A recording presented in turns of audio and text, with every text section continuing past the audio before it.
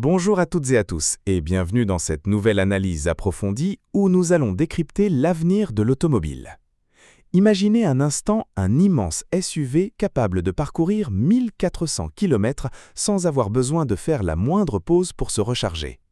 Ajoutez à cette endurance digne d'un marathonien une cavalerie littéralement impressionnante, pouvant atteindre les 500 chevaux sous le capot. On pourrait légitimement croire qu'il s'agit d'un concept car futuriste, d'une étude de style tout droit sortie d'un salon de l'automobile et destinée à ne jamais voir le jour. Eh bien, détrompez-vous totalement. Il s'agit en fait des caractéristiques bien réelles et tangibles de la toute prochaine génération du vaisseau amiral de la marque aux losanges, le futur Renault Rafale, dont l'arrivée sur nos routes est programmée d'ici l'année 2028. Mais derrière ces chiffres qui donnent le vertige et qui font les gros titres de la presse spécialisée, il se cache un paradoxe absolument fascinant, une stratégie industrielle dont presque personne ne parle en détail. Pour concevoir ce nouveau modèle, Renault va utiliser une toute nouvelle plateforme électrique modulable, une architecture de pointe qui a été spécifiquement pensée pour réduire les coûts de production à grande échelle. En toute logique économique, on pourrait s'attendre à ce que ces immenses économies d'échelle réalisées par le constructeur se répercutent sur la facture finale et que le véhicule devienne plus abordable pour nous, les automobilistes. Pourtant, c'est exactement l'inverse qui se profile à l'horizon. Les tarifs vont grimper de manière très significative et on estime déjà que la version d'entrée de gamme flirtera allègrement avec la barre des 60 000 €. Comment peut-on expliquer un tel grand écart financier ? Quelle est cette véritable magie technologique que les ingénieurs français ont méticuleusement cachée dans les entrailles de ce véhicule pour justifier une telle montée en gamme ?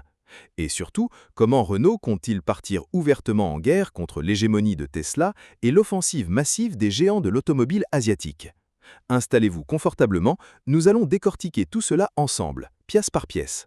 Pour bien comprendre la révolution tectonique qui se prépare chez Renault, il faut d'abord regarder sous la carrosserie, là où bat le cœur technologique de la machine. Le Rafale actuel, qui a fait ses débuts sur le marché en 2024, est déjà un excellent véhicule, mais la génération prévue pour 2028 va littéralement changer de galaxie. Ce futur grand SUV coupé sera le tout premier modèle de la marque à reposer sur la nouvelle plateforme électrique modulaire baptisée RGEV Medium 2.0. Cette architecture est la clé de voûte de toute la stratégie future du groupe. Elle est conçue pour être extrêmement polyvalente et pour accueillir une multitude de véhicules issus des segments B+, C et D. En d'autres termes, elle servira de colonne vertébrale à la majorité des futurs SUV et grands SUV de la marque. Le but premier de cette mutualisation des ressources est évident. Il s'agit de permettre à Renault de remonter ses marges bénéficiaires et de réduire drastiquement ses coûts de développement et de production. Mais sur le plan purement technique, qu'est-ce que cela signifie pour l'expérience de conduite ? Cela signifie tout d'abord que le prochain Rafale abandonnera définitivement les motorisations thermiques traditionnelles pour devenir un véhicule 100% électrique. Et pour marquer le coup, la marque ne fait pas les choses à moitié. En reposant sur cette plateforme de pointe, le véhicule bénéficiera d'une architecture électrique fonctionnant sous 800 volts. Pour les non-initiés, la différence entre une architecture classique en 400 volts, que l'on retrouve sur la plupart des voitures électriques actuelles, et une architecture en 800 volts est monumentale. Travailler avec une tension doublée permet d'utiliser des câblages plus fins, de réduire considérablement la chauffe des composants lors des transferts d'énergie, mais surtout d'accélérer les temps de charge de façon spectaculaire. Ce choix technologique ne sera d'ailleurs pas du luxe en 2028, sachant que les marques premium allemandes exploitent déjà le 800 volts depuis l'année 2025. Grâce à cela, Renault vise des temps de recharge extrêmement rapides, avec la promesse de passer de 10 à 80% de capacité de batterie en environ 15 minutes. Le constructeur évoque même la possibilité de descendre à seulement 10 minutes à l'horizon 2030 au gré de l'évolution des chimies des batteries. Mais la véritable botte secrète de ce futur Rafale, l'argument massu qui risque de faire vaciller la concurrence, c'est ce fameux chiffre astronomique de 1400 km d'autonomie totale. Soyons précis. Si vous optez pour la version strictement 100% électrique, c'est-à-dire dépourvue de tout système auxiliaire, Renault annonce déjà un rayon d'action très confortable d'environ 750 km. C'est un excellent score, même si l'on peut se demander si cela suffira face à des concurrents, notamment allemands, qui annonçaient déjà des SUV capables de dépasser les 850 km d'autonomie dès 2025. C'est précisément là qu'intervient le coup de génie stratégique de Renault. La marque prépare des versions spécifiques équipées de ce que l'on appelle un prolongateur d'autonomie. Ce concept, bien qu'il ne soit pas encore massivement répandu sur le marché européen, est une solution d'ingénierie redoutablement intelligente. On a souvent tendance à vulgariser cette technologie en la décrivant comme un simple groupe électrogène sur roue, un petit moteur à essence que l'on aurait jeté dans le coffre pour rassurer les conducteurs angoissés par la panne. La réalité mécanique est infiniment plus sophistiquée et élégante. Cette mécanique de précision serait assurée par l'entreprise Horse, une entité née du partenariat stratégique entre Renault et le titan de l'automobile chinois Geely. Le cœur de ce système serait le moteur thermique C15, un bloc dont le développement a été spécifiquement pensé pour cet usage très particulier. Contrairement à une voiture hybride classique, où le moteur thermique entraîne directement les roues, ici, le moteur à essence fonctionne exclusivement comme une génératrice ultra efficiente. Il tourne à un régime stationnaire optimal, là où son rendement énergétique est le plus élevé, pour produire de l'électricité en continu. Cette électricité est ensuite directement injectée dans les batteries du véhicule pendant qu'il roule, ce qui permet de les recharger en temps réel en consommant une quantité minime de carburant. Sur le papier et surtout au volant, le comportement du Rafale reste celui d'un véhicule 100% électrique. Vous conservez le couple instantané, le silence de fonctionnement et la fluidité absolue de la propulsion électrique. Mais grâce à cette électricité fabriquée à la volée, l'autonomie est virtuellement doublée pour atteindre ces fameux 1400 km. C'est une réponse cinglante au principal frein à l'achat des voitures électriques, la peur des longs trajets et l'angoisse de la recharge sur l'autoroute lors des grands chassés-croisés estivaux. Avec un tel système, la traversée de l'Europe d'une traite redevient une simple formalité. Évidemment, avec de telles ambitions technologiques, le comportement dynamique du véhicule se doit d'être absolument irréprochable. Un SUV de ce gabarit, alourdi par de grosses batteries et un système de prolongateur d'autonomie, pourrait rapidement se transformer en un pachyderme pâteau dans les virages.